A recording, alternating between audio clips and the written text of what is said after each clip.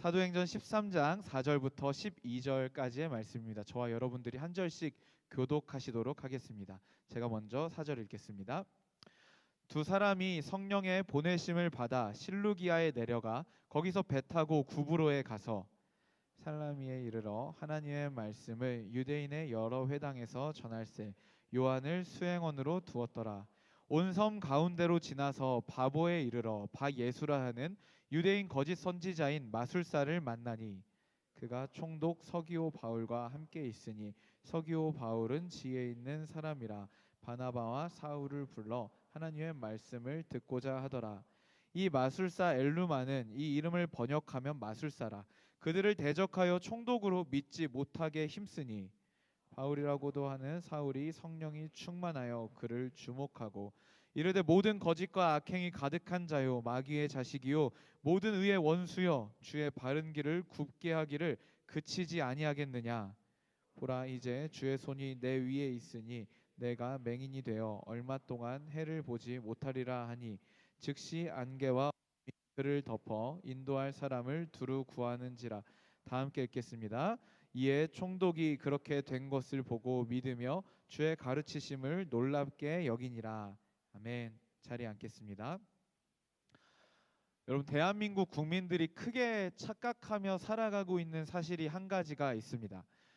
그건 바로 뭐냐면 우리는 아직 전쟁 중인 국가다라는 것을 잊고 살 때가 굉장히 많다라는 거죠. 물론 실제로 총알이 오고 가고 미사일이 오고 가는 전쟁은 이미 중단된 것은 사실입니다. 국지 도발들이 있긴 하지만 국가 전체가 동원되는 그 전쟁은 1953년에 정전협정을 통해서 잠깐 전쟁을 쉬고 있는 것은 사실입니다. 하지만 우리는 정전 중인 국가이지 종전된 국가는 아니다라는 것을 우리 대한민국 국민이라면 누구나 다 잊지 않고 기억해야 합니다. 그래서 우리 형제님들은 군대를 그렇게 갑니다. 그런 착각을 하는 것만큼 만만치 않게 중요한 사실을 성도라는 존재들도 크게 착각을 하면서 살아가는 것이 있습니다. 그건 뭐냐면 모든 성도는 싸움 중에 있다라는 거죠. 모든 성도는 경주 중에 있다라는 사실을 잊고 살 때가 너무 많습니다. 우리는 아군과 적군이 분명히 명확하게 구별되는 그 싸움을 진행 중에 있는 자들이다라는 것을 잊고 살 때가 참 많아요. 저는 평화를 사랑합니다. 폭력을 싫어하고요. 저는 여러분의 마음속에 불안이나 사나움을 심을 생각이 없습니다. 그러나 우리가 하고 있는 이 신앙생활이 그냥 단순히 하나님을 알아가고 종교적인 활동들을 반복하면서 믿음이 더 돈독해지고 그냥 저냥 반복적으로 살아가는 것이라고 생각을 하면 여러분 그거는 크게 착각하고 있는 거예요. 일단 우리가 예수 믿기를 그리고 성경이 말하는 대로 예수 믿기를 방해하는 우리의 주적이 있습니다. 사탄이죠. 사탄은요 성경 전체에 걸쳐서 계속해서 모든 하나님의 백성들을 힘들게 하고 있어요. 창세기 3장 인간이 타락할 때죠. 선악과를 따먹을 때 뱀으로 나타나서 무슨 짓을 하죠? 인간의 시선을 왜곡시킵니다. 그래서 하나님이 우리를 사랑하는 게 아니라 하나님이 우리 인간이 하나님과 동급이 될까 봐 선악과 못 먹게 하고 찍어 누르고 억압하는 나쁜 존재로 왜곡을 시켜버려요. 그래서 사람은 선악과를 따먹어 버렸죠. 사단은 그렇게 우리를 왜곡시키고 유혹하고 하나님 앞에서 우리를 고소하고 하나님의 역사를 방해하고 여러분 마태복음 13장에 보면요 4가지 밭에 씨 뿌리는 비유가 나와요. 그런데 그 어떤 밭에 길가밭에 뿌려진 씨를요 새가 와서 집어 먹거든요. 그러니까 말씀이 우리 마음 가운데 자리 잡고 심겨지고 열매 맺는 것을 사탄이 방해한다라고 너무나도 분명하게 명시되고 있습니다. 말씀이 우리 안에서 열매 맺는 것을 너무 대놓고 방해하고 그것을 사명으로 여기는 존재가 바로 사탄이다라는 거죠. 근데 사탄은요 여러분 사탄처럼 나타나지 않습니다. 나의 가장 가깝고 친근한 친구처럼 가장 나를 위하고 가장 나를 잘 아는 존재처럼 나를 누구보다 위로하는 존재처럼 내 안에 속삭입니다. 그 녀석은 우리가 예수를 떠나기를 간절히 갈망하면서 정말 신실하게 일하고 있습니다. 그리고 아직 복음을 듣지 못한 사람들의 눈과 귀를 세상의 소리와 세상의 가치로 다 막아버려서 그들이 예수 그리스도를 도저히 찾지도 못하고 믿지도 못하게 만들어 버립니다. 고린도후서 4장 4절에 보시면요, 이렇게 말하고 있어요. 그 중에 이 세상의 신이 사탄이죠. 믿지 아니하는 자들의 마음을 혼미하게 하여 그리스도의 영광의 복음의 광채가 비치지 못하게 함이니 그리스도는 하나님의 형상이라. 사탄이 하고 있는 일이 분명하게 성경에 기록되고 있죠. 이런 분들이 있을 수 있을 것 같아요. 우리 중에 목사님, 저는 사탄은 잘 모르겠고 알고 싶지도 않고 그냥 예수님 잘 믿고 예배 잘 드리면서 살래요, 이렇게 말하고 싶은 지체들이 있을 것 같아요.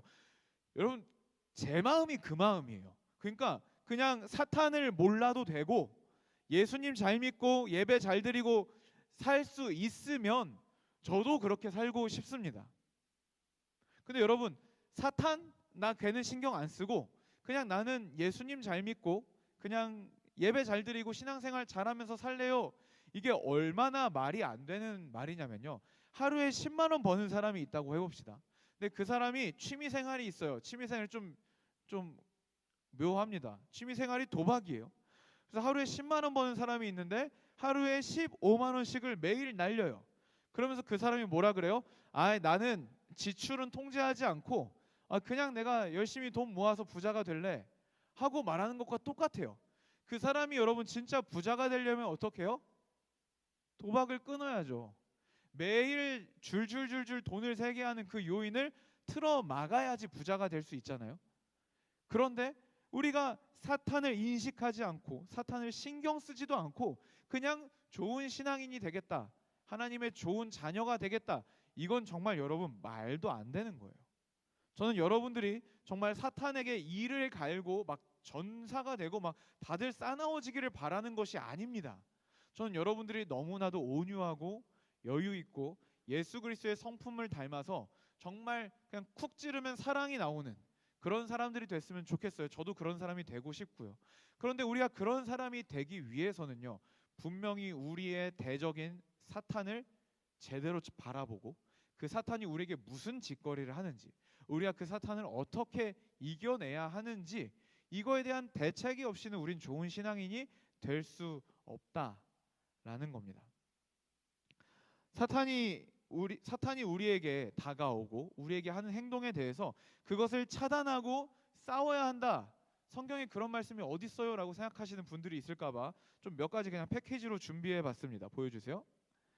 마귀의 괴계를 능히 대적하기 위해 하나님의 전신갑주를 입으라. 마귀를 대적하라. 그리하면 너희를 피하리라. 근신하라. 깨어라. 너희 대적 마귀가 우는 사자와 같이 두루다니며 삼킬 자를 찾나니 너희는 믿음을 굳건히 하여 그를 대적하라. 라가 2번 나왔네요. 죄송합니다. 오타를 쳤습니다. 성경에도 이것 말고도 수도 없이, 부끄러우니까 빨리 화면 바꿔주세요. 빨리. 네. 성경에 이거 말고도 수도 없이 너희는 사단을 대적하라, 너희는 사단을 멀리해라 라고 이야기하는 구절들이 굉장히 많아요. 만약에 여러분 우리의 바르고 건강한 신앙생활이 사탄은 신경 쓰지 않고 그냥 하나님 이렇게만 하면 되는 신앙생활이었다면 성경이 굳이 사탄을 대적하고 사탄을 피하고 사탄의 작전을 파회하고 그런 이야기를 굳이 성경에 쓰지 않았을 겁니다. 그런데 우리는 분명히 우리의 대적인 사탄을 주시하고 그를 극복하고 이겨내야 합니다. 지난주에는 우리가 안디옥 교회에서 첫 선교사로 바울과 바나바를 파송하는 이야기를 살펴봤습니다. 모든 스텝을 기도로 의존하고 결정하며 하나님 앞에 기도로 선교사를 파송하는 그 위대한 첫걸음을 함께 살펴봤죠. 오늘은 이제 그렇게 파송된 바울과 바나바의 첫 번째 전도 여행, 첫 번째 전도지에서 일어난 일입니다. 첫 번째 사역에 대한 이야기를 담고 있는데, 저번에도 한번 말씀드린 적이 있는데 성경에서의 처음은요 그냥 처음 이상의 의미를 담고 있어요. 보통 성경에서의 첫은요 전체를 대표하는 의미입니다. 그래서 여러분, 예수님께서 이 땅 가운데 오셔서 처음 일으키신 기적이 뭐죠? 물이 변해서 포도주가 되는 기적이었죠. 혼인잔치에서. 근데 그게 단지 그냥 예수님께서 이 땅에서의 기적은 처음이니까 조금 강도 낮은 것부터 해볼까 해가지고 그냥 그렇게 뭔가 잔치에서 좀 흥겨운 그런 좋은 일을 일으키셨다라고 생각하는 경향이 있는데 그런 게 아니에요, 여러분. 예수님이 이 물이 변해서 포도주를 만드신 사건은요, 이 땅에서 예수님께서 어떤 사역을 하실지를 압축적으로 보여준 사건이에요. 대표적으로 보여준 사건입니다. 율법이 아니라 은혜의 시대가 왔다라는 거예요. 인간이 아무리 율법적으로 노력을 해봤자 좌절될 수밖에 없는 그 천국 잔치가 예수 그리스도로 인해서 은혜로 완성되는 시대가 왔다라는 것을 드러내는 것이 바로 물이 변해서 포도주가 되는 이 혼인잔치의 기적이었습니다. 이런 첫 것이 상당히 의미가 있는데 누가복음과 사도행전을 기록한 누가는요, 그 첫 것에 대해서 더 특별한 의미를 부여하기를 좋아합니다. 여러분, 사도행전의 첫 번째 기적은 뭐냐면 베드로와 요한이 성전으로 기도하러 가다가 거기 있는 구걸하는 안진뱅이를 본 거예요. 그래서 그의 손을 잡고 그를 손을 잡고 일으키기 전에 금과 은은 내게 없지만 내게 있는 것을 너에게 주겠다. 곧 나사렛 예수 그리스도의 이름으로 일어나 걸어라 하고 손을 잡고 일으켜 세웁니다. 그랬더니 그 사람이 다리에 힘이 생겨서 일어나요. 그런데 성경은 뭐라고 말하냐면 그 사람이 일어나서 걷고 뛰고 바로 그 이후에 한 행동이 뭐냐면 그는 성전으로 들어가 하나님을 예배합니다. 그러니까 사도행전의 첫 기적으로 이것을 기록한 누가의 의중은 뭐냐면 우리가 예수의 이름, 그 이름의 증인으로 살아갈 때 그 예수의 이름이 닿는 곳마다 하나님께 닿는 역사가, 예배가 막힌 곳에 예배가 회복되는 역사가 일어날 것이다. 이것이 바로 예수의 이름이 닿는 곳, 증인의 삶을 살아가는 우리를 통해서 이 땅 가운데 일어날 일이다 라는 것을 드러내고 싶었던 겁니다. 그런 맥락에서 오늘의 이 첫 전도 사건, 이 사건도요, 우리가 복음을 들고 세상으로 나아갈 때 우리에게 무슨 일이 일어나는지, 우리가 복음을 가진 채로 세상을 살아갈 때 우리가 직면하는 현실이 정말 그 본질이 무엇인지를 우리에게 보여주는 좋은 사건이 됩니다. 바울과 바나바가 이제 파송을 받고 안디옥에서 가까운 이제 실루기아라는 항구에서 배를 타고 구브로라는 제법 큰 섬으로 가게 됩니다. 첫 번째 들렸던 도시는 살라미라는 곳이었어요. 그곳에서 두 사람은 하나님의 말씀을 열심히 전했습니다. 그리고 그 구브로라는 섬에도 이제 여러 도시가 있으니까 돌고 돌아서 이제 바보라는 도시에 도달했습니다. 거기에서 바예수라는 사람이 있었다라고 해요. 바예수. 바예수는 별로 특별한 이름이 아니라 그냥 예수의 아들이라는 뜻입니다. 예수라는 사람이 아들을 낳나 보죠. 그 사람 이름을 바예수라고 지은 거죠. 그래서 이 사람에 대한 정보가 6절에 나오는데요. 이 사람의 정보를 세 가지 말합니다. 첫 번째로 유대인이에요. 두 번째로 거짓 선지자입니다. 세 번째로 마술사라고 이야기합니다.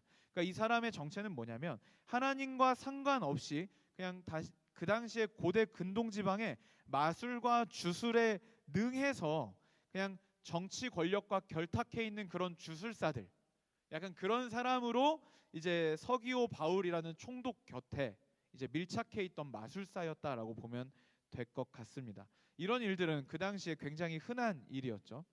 그러던 중에 이제 바울과 바나바 일행이 이제 복음을 전하고 돌아다닌다라는 이야기를 총독이 듣습니다. 서기오 바울이라는 총독이 듣는데 이제 그 두 사람을 청해요. 그래서 하나님의 말씀을 들으려고 그 두 사람을 초청을 합니다.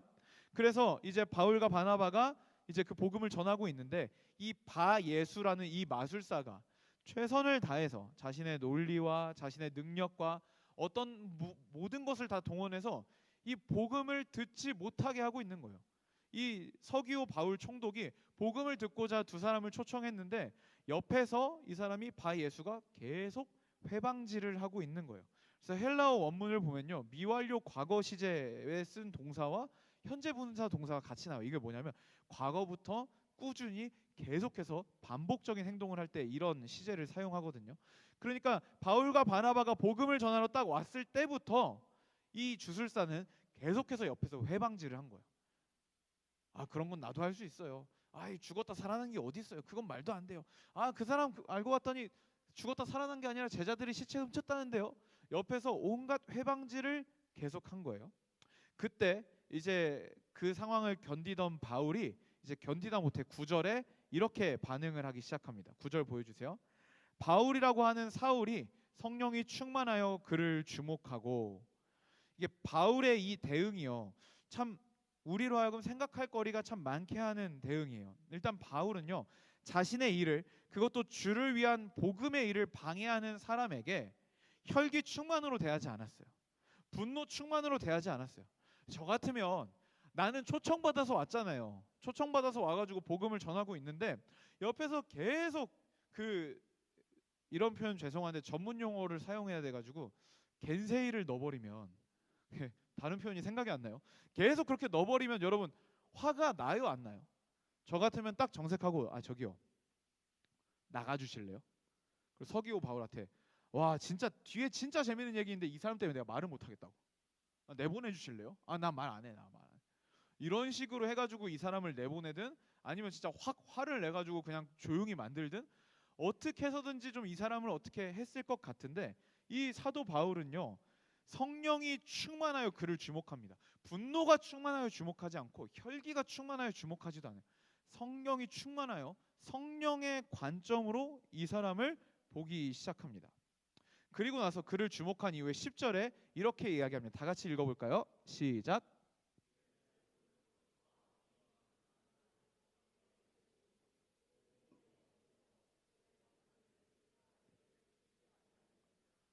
그냥 육신의 시선으로 이 상황을 봤으면요, 구브로의 섬의 총독인 서기오 바울의 오른팔, 그를 꽉 잡고 있는 힘 있는 마법사가 그 인간 바 예수가 보였을 겁니다. 근데 바울은요, 성령이 충만하여서 그 사람 뒤에 있는 정말 근본적인 현상을 해석합니다. 눈에 보이는 이 인간 바 예수가 아니라 그 너머에 복음 전파를 방해하고 복음을 듣는 것을 회방하는 마귀의 세력을 간파해 버린 거예요. 그래서 인간 바 예수가 아니라 사탄을 향하여 꾸짖기 시작합니다.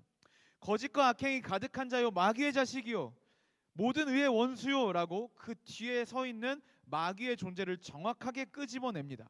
주의 길을 방해하지 마라 라고 명령을 합니다.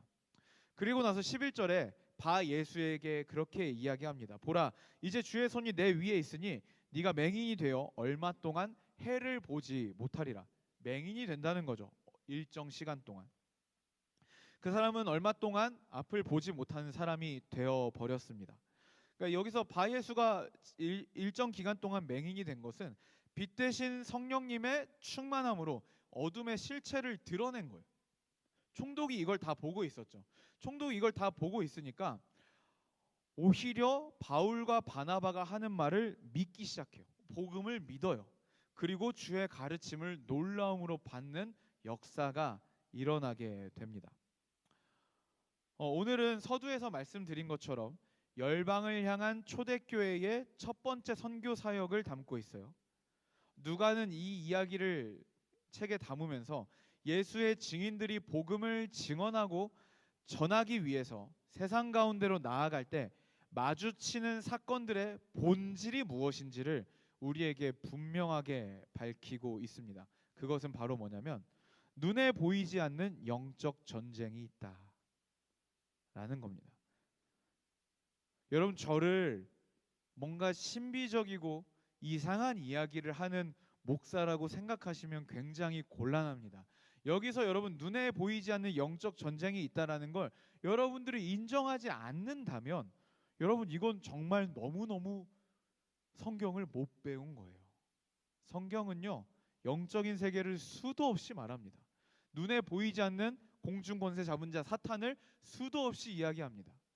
여러분, 눈에 보이지 않는 영적인 전쟁이 분명히 있습니다.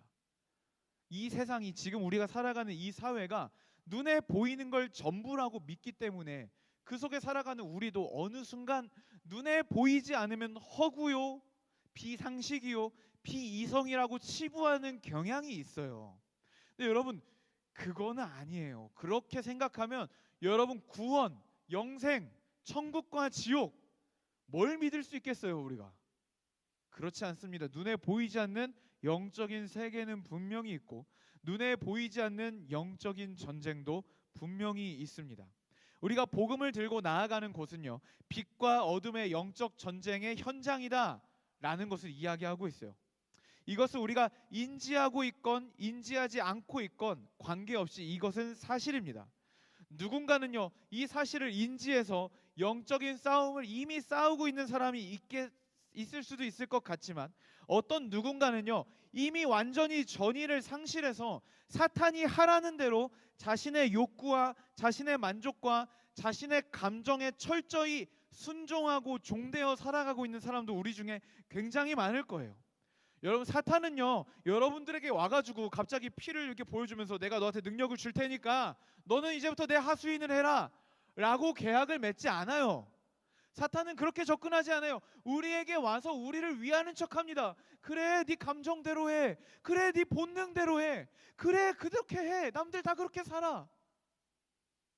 그 음성에 귀를 기울이며 반복적으로 하나님을 저버리는 선택을 하고 있는 우리가 있다면, 그런 사람이 우리 중에 있다면, 여러분, 그 사람이 이미 전의를 상실하고 사탄의 수하 노릇을 하고 있는 사람입니다. 물론 여러분, 이 싸움을 할 때 우리 눈에 보이는 건 사람이에요. 그리고 상황이에요. 우리가 영적 전쟁을 한다 하더라도 그게 그냥 단지 그냥 우리 머릿속에서 눈 딱 감았을 때 영적 공격이 있어, 막 두통이 있어, 막 이런 식으로 일어나지 않아요. 영적 전쟁은요, 사람을 통해서, 상황을 통해서 옵니다. 그러나 우리가 진짜 주목해야 되는 게 뭐냐면, 에베소서 6장 12절에 보시면요, 우리의 씨름은 혈과 육을 상대하는 것이 아니요, 쉽게 말하면 우리의 싸움은 인간과 싸우는 게 아니다. 우리의 싸움은 상황과 싸우는 게 아니다. 통치자들과 권세자들과 이 어둠의 세상 주관자들과 하늘에 있는 악의 영들을 상대함이라. 이 땅의 사람들을 사로잡고, 이 땅의 통치자들을 사로잡고, 권세자들을 사로잡고, 세상 주관자들을 사로잡아서 그 뒤에서 그들을 조종하고 있고, 그 뒤에서 그들의 욕심과 야망을 부추겨서 세상을 지배하고 있는 이 악의 영들, 이 사탄, 그와 그의 졸개들과 우리는 싸우는 존재들이다라고 이야기하고 있는 겁니다. 우리의 싸움은요, 사람과 싸우는 게 아니에요. 우리의 싸움은요, 상황과 싸우는 게 아니에요. 우리는요, 그 상황과 사람을 그 뒤에서 조종하고 있는 그 배후의 세력, 사탄과 싸우는 겁니다. 여러분, 저도 지금 사탄이 하나님보다 더 많이 등장하는 설교는 처음 해보거든요. 저도 굉장히 어색해요. 여러분, 저 사람이 맛이 갔나 이런 표정으로 보시면 안 되고, 제가 그래서 오늘 성경 말씀을 더 많이 인용하고 있잖아요. 성경이 말하는 게 이거예요. 한번 잘 들어보세요. 그래서 예수님의 사람은요, 사람과는 대립해서는 안 돼요.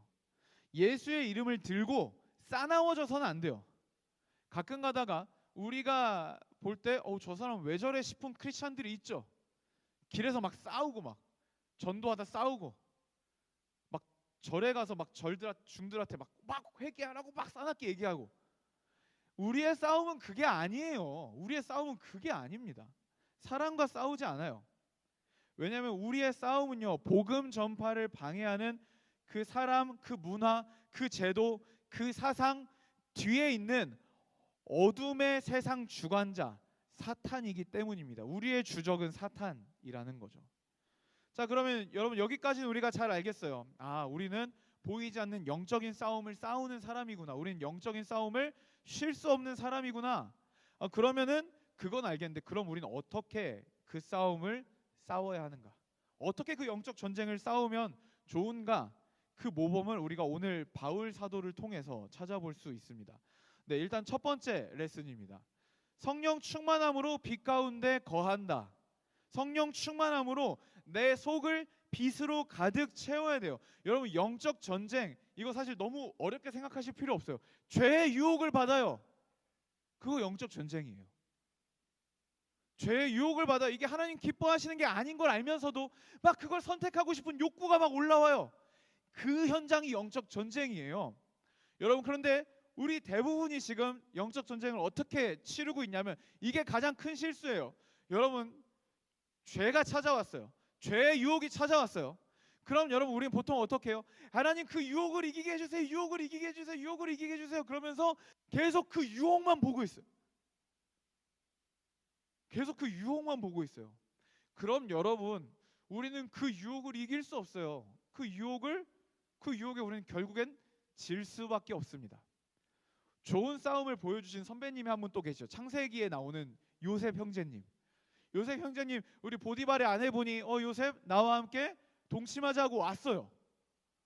와, 그럼 여러분 그 제국의 진짜 손가락 안에 드는 권세자의 아내의 정말 그 애착 종이 되면요, 여러분 평생 먹고 살 거 걱정할 필요 없거든요.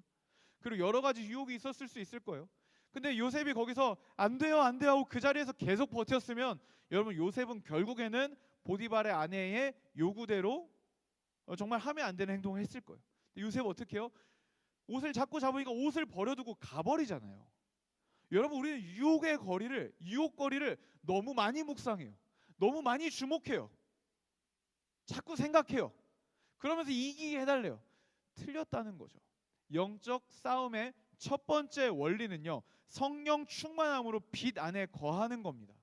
여러분 진짜 내 안에 저항할 수 없는 죄의 유혹들이 찾아온다면요, 여러분 귀에 이어폰을 꽂고 찬양을 10곡 틀어놓고 나가서 뛰세요. 그럼 이길 수 있어요.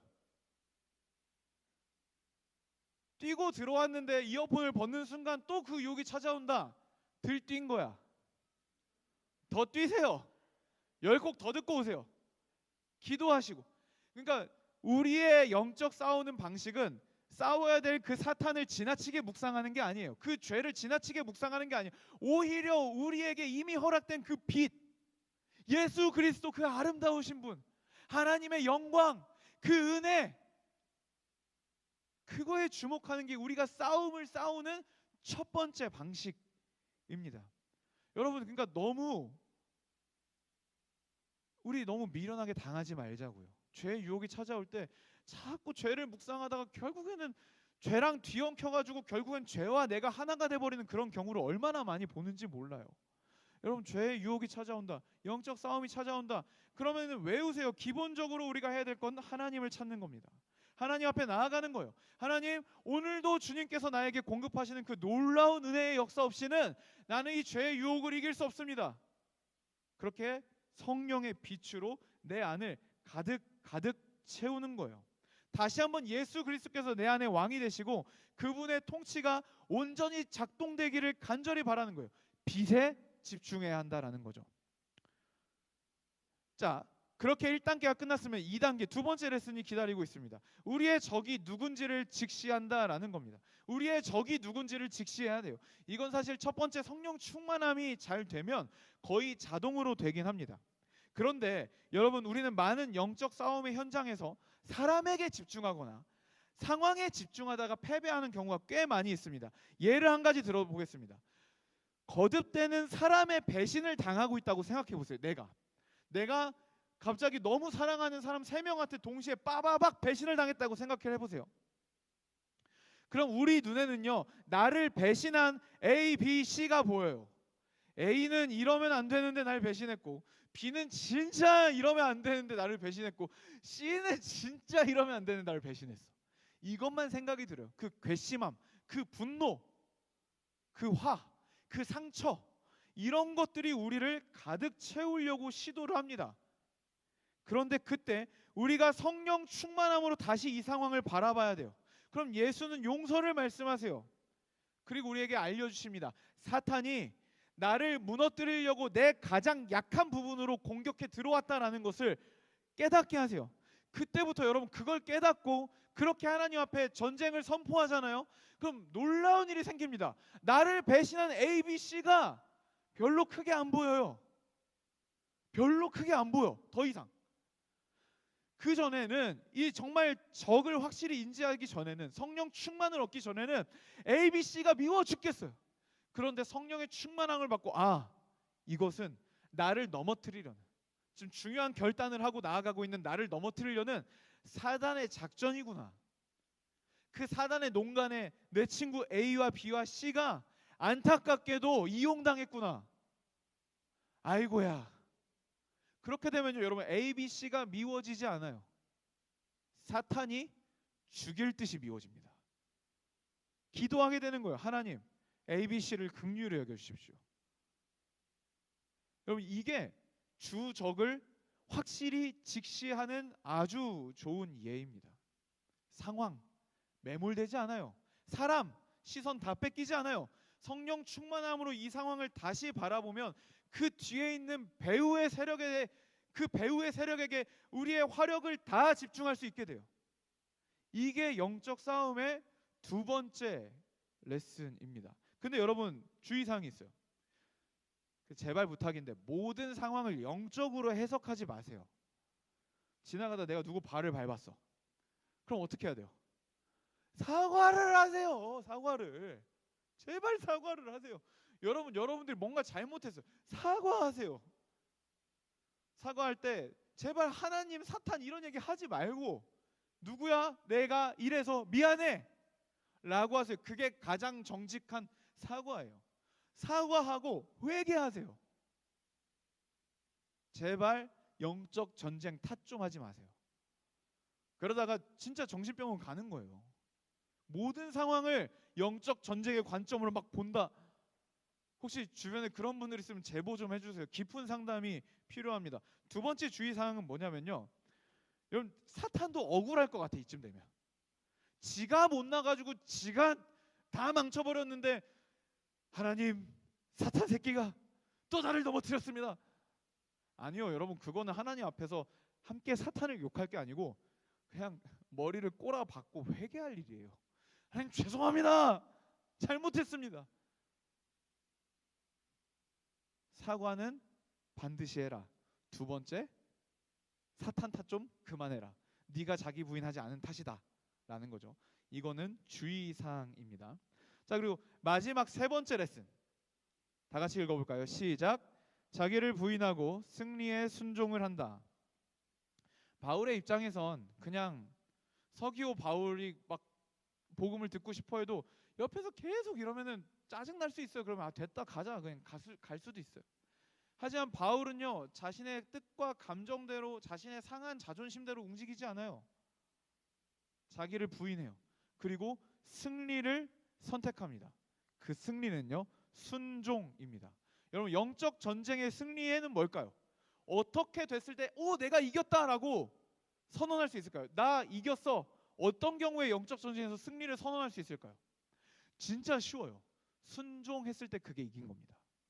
순종했을 때 그게 이긴 거예요. 왜냐하면 사탄 이놈은요, 어떻게 해서든지 우리가 순종 못하게, 하나님을 대적하게 만들려고 해요. 그 사탄의 작전이 무력화되고 사탄이 우리 안에 어떤 영향력도 끼치지 못하게 되는 거 우리가 뭘로 증명할 수 있어요? 하나님 말씀에 순종함으로 증명할 수 있는 거예요. 사탄은 우리가 우리의 욕심과 감정에 잡아먹혀서 그 상황에 매몰되기를 유도해요. 계속해서. 그러나 우리는 말씀과 기도로 성령의 충만함으로 상황의 본질을 바라보고 결국엔 하나님께서 기뻐하시는 아름다운 순종의 승리에 도달하고야 마는 거예요. 오늘 본문에서 바울이 결국에는 서기오 바울에게 복음을 전해서 믿게 한 것처럼요.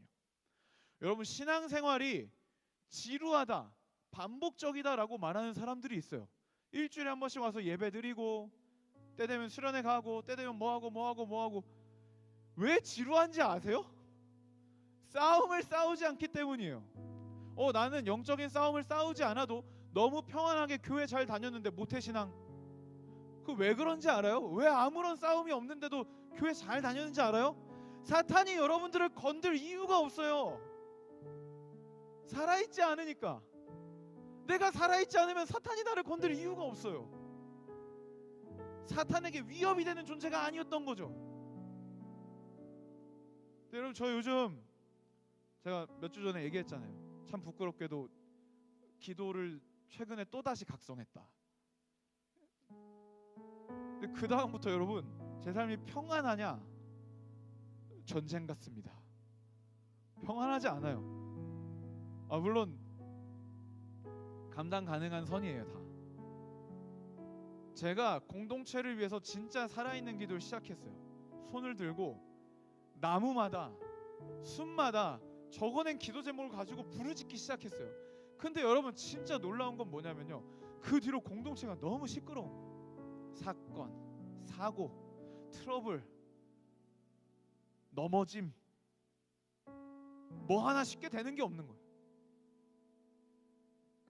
와, 그래서 제가 지금 혹시 어려움을 겪고 계신 분들, 그렇다고 해서 구세영 네가 기도해서 그래 그러면 안 돼요. 여러분들의 몫이 있는 거예요. 각자 화이팅.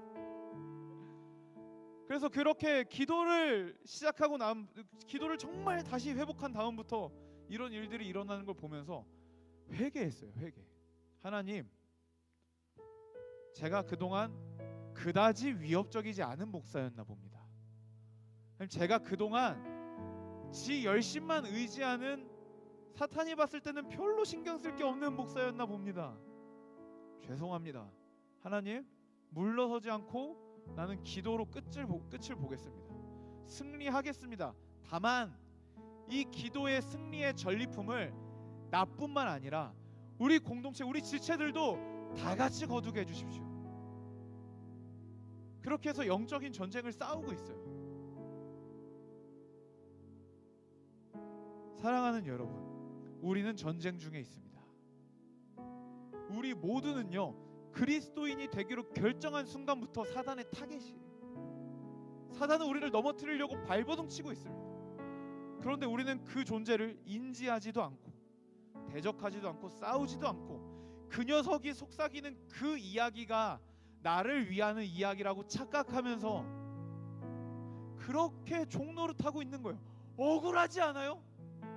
예수가 날 위해서 십자가에 생명을 주셨는데 나는 지금도 사단 꼬봉짓을 하고 있어요.